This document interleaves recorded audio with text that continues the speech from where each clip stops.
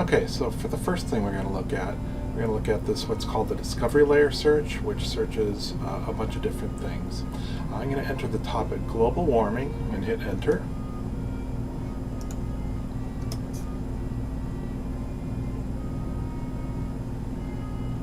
And between these 2 points, you might be prompted to log in, and you just use the same thing you log into the portal with, or to Moodle with. So here I put in global warming, and it came up with 1,661,417 items. So right off the bat, I might want to narrow that down a little bit so I don't have to look through so much material. So I'm going to put in and bees. There's been things in the news about how bee populations are down and so forth, so I want to see if there's any correlation between those two items. So I add in that extra topic, and that gets it a little bit more reasonable size of results here. So as we go down the center here, each box here represents an article or a book or something like that. So if you see the PDF button, you should be able to pull up that article, and so I'm going to click on that, and that will open another tab here, and it opens up that article, and from this point I can download it or print it, or however I want to use it if I decide to include it in my project. Going back to the main window here, there's some other items here. This one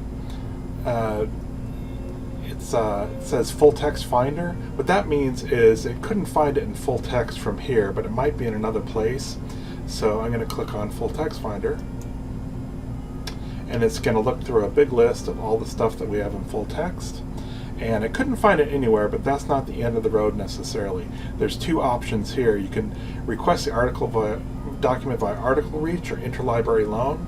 And this means we find another library that has it, and they send a copy of it here. So typically when they do that, they send it electronically, so this isn't necessarily a bad option. I've done an article reach request and get it the same day sometimes, and usually within about a week for either of these. You'll probably get an electronic, so if there's something you really want and it's only available through this, it's worth it to give that a try. Okay, so going down through here, you can just select the items that look good to you.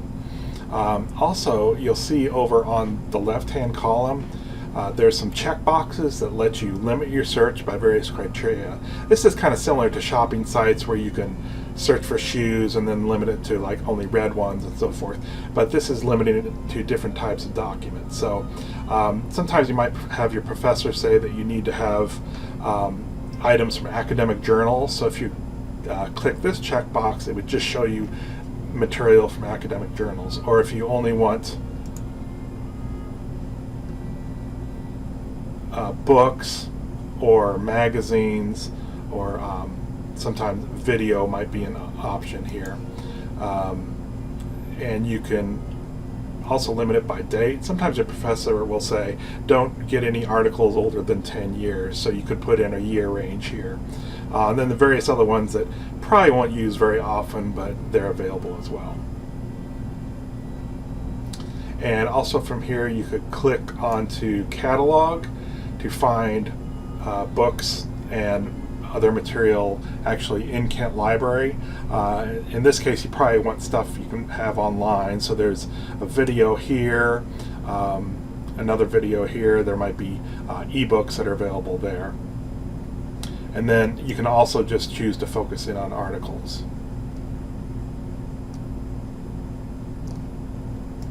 Okay, so that's kind of the big all-in-one search tool that we have.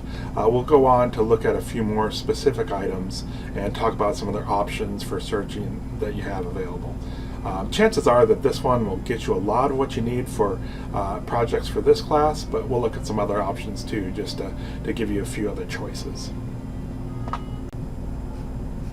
Okay, in this next section I'd like to focus on this section, articles and databases, because the all-in-one search works great for a starting point, but sometimes you want to focus in a little bit more.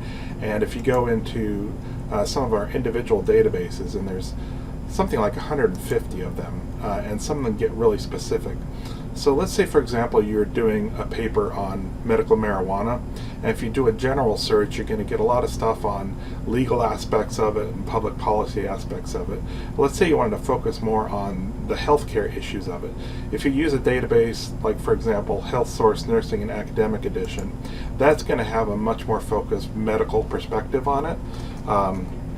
But otherwise, it will work very much the same way in terms of the mechanics of it. You type in the topic you're searching for, and it shows you a list of results. In this case, it's going to be pretty much exclusively articles.